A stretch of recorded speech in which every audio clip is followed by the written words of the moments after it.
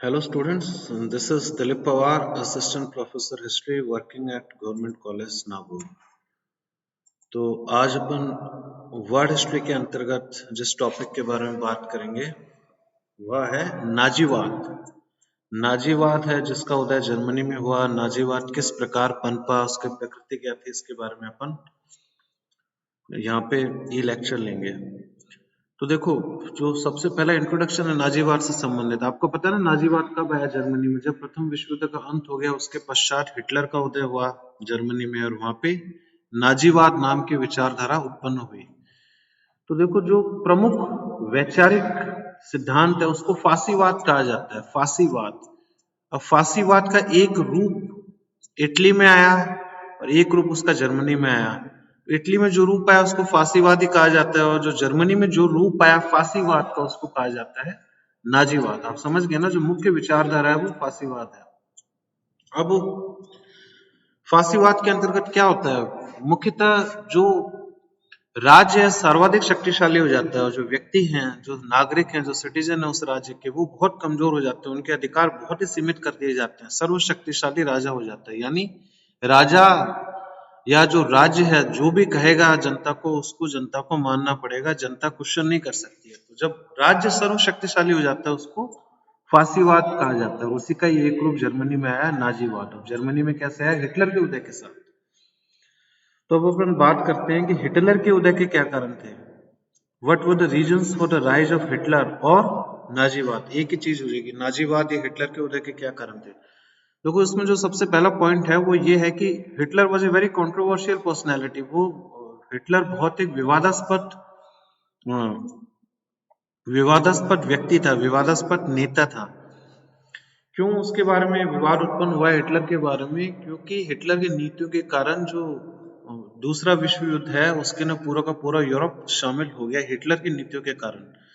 Hitler was not a man, he was a phenomena. इसका मतलब क्या है कि वह एक व्यक्ति नहीं था। हिटलर एक व्यक्ति नहीं था, बल्कि हिटलर एक विचारधारा के रूप में पनपा। हिटलर का जो प्रभाव है जर्मन वासियों में अत्यधिक उस समय में हो गया था, इसलिए कहा जाता है कि Hitler was a phenomena, not a man. फिर अपन आगे बढ़ते हैं इसमें। हिटलर ने अपने करियर की शुरुआत कहां से की थी? हिटलर मात्र एक सैनिक था ऑस्ट्रियन आर्मी में। ऑस्ट्रिया एक देश का नाम है, उसकी सेना में एक सैनिक के रूप में कार्य किया करता रहा। वहां से आगे बढ़ते हुए हिटलर, आप देखो, जर्मनी का चांसलर बना आगे चल के। हिटलर ने यूरोपीय इतिहास में एक नए अध्याय को जोड़ा। आप जानते हैं कैसे उसने एक नए अध्याय को जोड़ा? पूरा का पूरा यूरोप द्वितीय विश्व युद्ध में झोंक दिया गया। इसके बाद है a response to post world war first circumstances, यानी प्रथम विश्व युद्ध के पश्चात जो परिस्थितियां पैदा हुई यूरोप में, उसके रिस्पॉन्स में हिटलर का उदय हुआ, यानी उनके कारण हिटलर का उदय हुआ। क्योंकि कुछ विशेष परिस्थितियां उत्पन्न हुई थी प्रथम विश्व युद्ध के पश्चात, तो उसी परिस्थितियों से निकल के हिटलर सामने है। वो परिस्थितियां कौन सी थी? कि जर्मनी के खिलाफ काफी अधिक अत्याचार पूर्ण रवैया अपनाया गया। एक से तो इसी में अपन आगे चलते हैं कि जो वर्साई की संधि थी, वर्साई की संधि के कारण भी हिटलर का उदय हुआ। क्योंकि वर्साई की संधि के अंतर्गत जर्मनी के ऊपर काफी कठोर शर्तें लाद दी गई तो पश्चिमी देशों के द्वारा, जिसके जवाब में जर्मनी में हिटलर का उदय हुआ। फिर इसका अगला पॉइंट क्या है? Failure of Weimar Republic. जब प्रथम विश्व युद्ध घटित हुआ यूरोप में, उस समय जर्मनी में किसका शासक था? वेमर गणराज्य। वे वेमर गणराज्य। तो वेमर गणराज्य वहां की सरकार थी जर्मनी की, और यह सरकार जर्मनी की वेमर रिपब्लिक पूर्ण रूप से असफल हो चुकी थी, और इसी का फायदा हिटलर ने पूरा उठाया। जैसे इसमें लिखा हुआ है कि जर्मनी की संसद में 60,000 लोगों के ऊपर, 60,000 जनसंख्या के ऊपर एक सीट निर्धारित होती थी जर्मनी की संसद में। इसके कारण क्या हुआ? खूब सारी पॉलिटिकल पार्टीज, खूब सारी राजनीतिक पार्टीज अस्तित्व में आ गई, और जब इलेक्शन हुए, चुनाव हुए, उसमें कोई भी पार्टी मेजोरिटी नहीं ले पाई, कोई भी पार्टी चुनाव जीत नहीं पाई। तो स्टेलमेट की कंडीशन आ गई वहां पे। इसी कारण राजनीति में स्थायित्व नहीं रहा। राजनीति है, जो पॉलिटिक्स है जर्मनी की, वो अनस्टेबल हो गई, वो अस्थायी हो गई, और इससे कई फायदा हिटलर ने उठाया। जैसे जो अर्थव्यवस्था की हाल जर्मनी में बहुत अधिक खराब जा रहे थे, उसका कोई भी जवाब कहीं से नहीं मिल पाया, और लोग एक ऑल्टरनेट की तरफ देखने लग गए, एक विकल्प की तरफ देखने लग गए। जर्मनी के ना हिटलर उस समय में एक विकल्प की तरह उभरा। जर्मनी की जो समस्या है उससे जर्मनी को निपटारा दिलाने के लिए विकल्प के तौर पे हिटलर ने अपने आप को पेश किया। अब जो रिपब्लिकन जो गणराज्य सरकार थी जर्मनी की पूर्ण रूप से असफल रही थी। इनफैक्ट गणराज्य सरकार की स्थापना जर्मनी में पहली बार हुई थी। इससे पूर्व में जर्मनी में हमेशा शक्तिशाली राजा राज किया करते थे, राजतंत्र की स्थापना हुई है जर्मनी में इससे पूर्व, लेकिन प्रथम बार गणराज्य की स्थापना की गई जर्मनी में। और ये एक्सपेरिमेंट पूरी तरीके से फेल रहा क्योंकि जो वेमर गणराज्य की सरकार थी जर्मनी में वो पूर्ण रूप से असफल रही जर्मनी को उसकी परिस्थितियों से उभारने के लिए। फिर अपन आगे बात करते हैं कि आर्थिक संकट भी इस समय में काफी गहरा हो चुका था। जैसे जो जर्मनी की करेंसी है उसकी कीमत बहुत कम हो चुकी थी, जर्मनी की मुद्रा है वो बिल्कुल नीचे ढकेली जा चुकी थी, इन्फ्लेशन बहुत अधिक हो गया था। इन्फ्लेशन का मतलब है महंगाई बहुत अधिक उस समय में हो गई थी, बेरोजगारी बहुत अधिक बढ़ गई थी जर्मनी में उस समय। तो people were facing economic hardship, तो उनको जर्मनी के लोगों को आर्थिक संकट का सामना करना पड़ रहा था। वो आर्थिक व्यवस्था, राजनीतिक व्यवस्था सारी की सारी अस्थायी हो चुकी थी। फिर इसके अगला पॉइंट है fear of communism as economic crisis, a fertile ground for it. अब साम्यवाद का खतरा भी जर्मनी में नजर आने लग गया था। साम्यवाद के अंतर्गत क्या होता है, जो मजदूर होते हैं उनको अधिक अधिकार दिए जाते हैं, जो पूंजीपति वर्ग होते हैं उनको अच्छा खासा नुकसान हो जाता है क्योंकि मजदूर अधिक ताकतवर बन जाते हैं, मजदूर अधिक हड़ताल करने लग जाते हैं, मजदूरों की हड़ताल, जो मजदूरों के जो अधिकार है उसमें वृद्धि होती है। तो साम्यवाद का खतरा भी जर्मनी के ऊपर मंडराने लग गया था, जिससे कौन डर रहा था, जर्मनी के जो पूंजीपति वर्ग के लोग हैं वो साम्यवाद से अच्छा खासा डर रहे थे। इसी डर का फायदा हिटलर ने उठाया। हिटलर ने अपनी पोजीशन को कंसोलिडेट किया, हिटलर ने अपनी जो स्थान है राजनीति में उसको संगठित किया।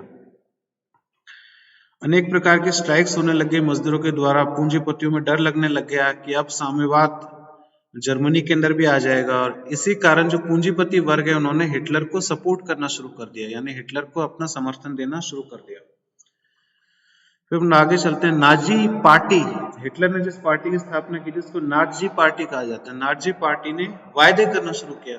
नाजी पार्टी ने सभी प्रकार के वर्गों से सभी चीजें प्रॉमिस कर ली। जैसे उन्होंने क्या वायदा किया कि जर्मनी के अंदर जो देशभक्ति है, जर्मनी के जो नेशनल प्राइड है उसको दोबारा रिसरेक्ट किया जाएगा, यानी जर्मनी के लोगों के अंदर जो देशभक्ति की भावना है उसको दोबारा जीवित किया जाएगा वर्साई की संधि का खात्मा करके। इसने वादा किया कि अगर मैं पावर में आ जाता हूं तो वर्साई की संधि को पूर्ण रूप से समाप्त कर दिया जाएगा। फिर हिटलर ने यह भी कहा कि जर्मनी की सेना बहुत अधिक ताकतवर हुआ करती थी, लेकिन जर्मनी प्रथम विश्व युद्ध में क्यों हारा, क्योंकि सरकार कमजोर हो गई। जो वेमर रिपब्लिक है, जो वेमर गणराज्य है, जो डेमोक्रेट्स हैं वो कमजोर पड़ गए, उन्होंने आत्मसमर्पण कर दिया। इसी कारण जर्मनी की सेना को हार का सामना करना पड़ा, यानी सरकार की कमी के कारण जर्मनी की सेना है वो हार गई। यानी लोगों को बहलाना था हिटलर को किसी न किसी तरीके से, ताकि अपनी पॉलिटिकल पोजीशन वो स्ट्रांग कर सके। फिर अगला कारण है हिटलर के राइज के पीछे, हिटलर के उदय के पीछे हिटलर का व्यक्तित्व। हिटलर की बहुत ही डायनेमिक पर्सनैलिटी थी, उसका व्यक्तित्व बहुत निखरा हुआ था।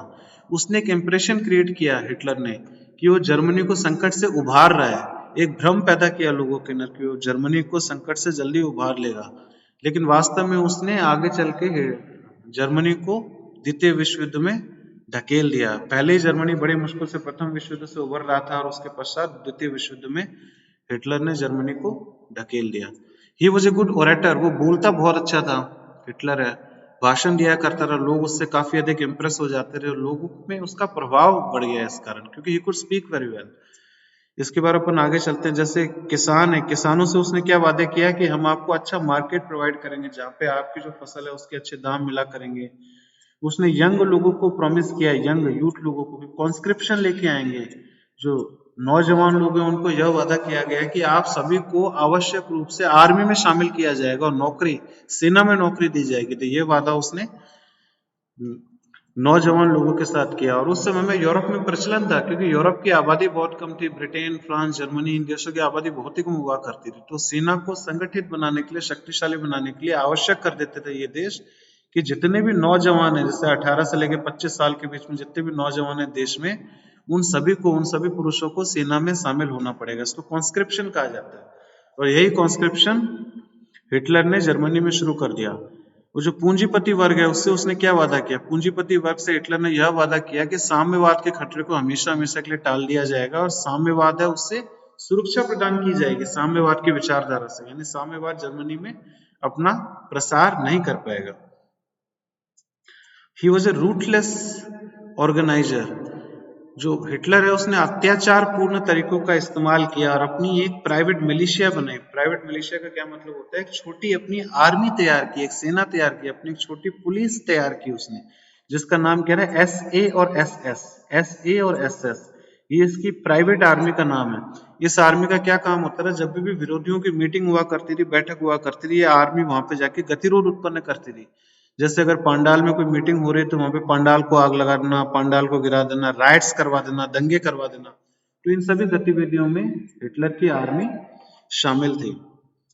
ही became a symbol of hope to German suffering, यानी जर्मनी के लोगों के जो उनके खिलाफ जो अत्याचार हो रहा था उसके विरोध में एक आशा के रूप में हिटलर का उदय हुआ जर्मनी में। फिर अगला कारण यह है कि वेस्टर्न अपोजिशन, यानी जो पश्चिमी देश थे, ऑपरेशन, जो पश्चिमी देश है उन्होंने भी काफी अधिक अत्याचार पूर्ण नीति अपनाई जर्मनी के प्रति। जैसे युद्ध में भारी भरकम क्षतिपूर्ति जर्मनी के ऊपर लाद दी गई। जर्मनी की कैपेसिटी नहीं थी प्रथम विश्व युद्ध के पश्चात, प्रथम विश्व युद्ध में हार के पश्चात की वो पश्चिमी देशों को क्षतिपूर्ति दे सके, लेकिन उसके बावजूद भी भारी भरकम क्षतिपूर्ति जर्मनी के ऊपर लाद दी गई और इसके कारण जर्मनी में आर्थिक संकट बहुत अधिक गहरा गया। तो इसमें कहने का मतलब यह है कि विभिन्न वर्गों से जो हिटलर ने वादा किया उसके अंतर्गत उसने सभी वर्गों से सभी चीज प्रॉमिस कर दी, सभी वर्गों से सभी चीजों का उसने वायदा कर दिया और वास्तव में उसने किसी भी वर्ग से कुछ भी प्रॉमिस नहीं किया यह करके, क्योंकि जब सभी वर्गों से आप सभी चीज प्रॉमिस कर रहे हो तो वो संभव ही नहीं है उसको इम्प्लीमेंट करना। तो वो चालाकी से केवल जर्मनी की राजनीतिक सत्ता हथियाना चाहता था। वास्तविकता में उसको जर्मनी के लोगों के भले से कोई मतलब नहीं था। तो इसी के साथ ही अपन ये लेक्चर यहाँ पे खत्म करते हैं। आज अपन ने बात की है कि जर्मनी में हिटलर के उदय के क्या कारण थे या नाजीवाद के उदय के क्या कारण थे जर्मनी में। तो इसी के साथ ही अपन ये अपना लेक्चर यहाँ पे खत्म करते हैं। मुझसे ऑनलाइन जुड़ने के लिए आप लोगों का बहुत बहुत धन्यवाद।